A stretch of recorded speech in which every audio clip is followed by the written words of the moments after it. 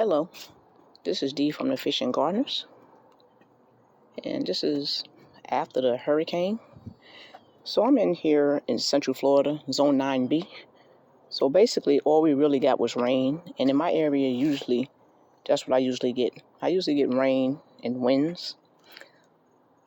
That's the most time I actually get rain, because in my area, for some reason, which it seems like it's some type of a circular vacuum, when it's raining everywhere else, we usually don't even get the rain. But for this hurricane, we got some rain. Not bad rain, just regular rain. So hopefully everybody else is safe and everything turned out well for you. You know, me being a fruit tree gardener, and basically since I got the majority of the fruit trees that I want up already, I'm starting to think and decide more about making sure I can grow other things in case stuff like this happens, as far as like you not being able to be reached because of hurricanes or today's natural disasters. And let's say that your backyard actually does survive. So if my backyard survives and I may not be able to be reached for a while, I would like to have just a little bit more than fruits back here, because we know fruits go through the seasons. So that's why I started growing sweet potatoes and greens that I can grow year round. Because like I said, I'm a fruit gardener, so to me, fruit gardening is just less stressful than regular gardening. But there's other things that we can actually grow that does not require a lot of work. And that's sweet potatoes, regular potatoes, when the weather permits for it. You have, like for me, it's longevity spinach. They got Malabar spinach. Some people like it, some people don't.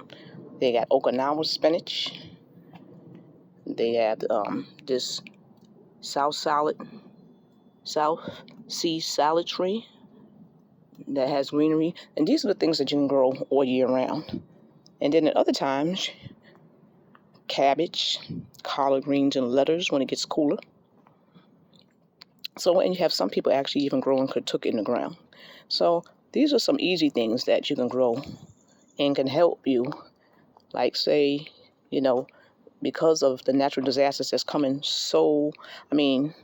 it's just like constant. Every time you turn on the TV, it's a natural disaster. And unfortunately, some people in their houses don't make it, and some do. But in case you do make it, maybe you want to have a couple of things in the ground that does not require a lot of work that you can grow yourself. So you can have something back there other than fruits that can sustain you. Like I said, you don't have to go all crazy with it. But some easy things, like throw sweet potatoes down and, some type of greens, that'll help you in your backyard. And you can grow them in pots, or you can grow them in the ground. So that's just a little thing I'm bringing to you. And that's just a reminder of whether people believe in climate change or whatever have you. We cannot deny that the weather's getting worse. And it's not just in Florida. It's all over. And even if you did not get hit or damaged this time, who knows what next time will bring. We hope that it doesn't bring nothing. But we truly want to be prepared for these things as much as we possibly can, right? Because it's very hard to prepare for losing a house or loved ones. But if your electricity goes down or anything else, do you have like a small generator? Even if it's a solar generator, you don't have to be big. Just something to power up some of your things that you need.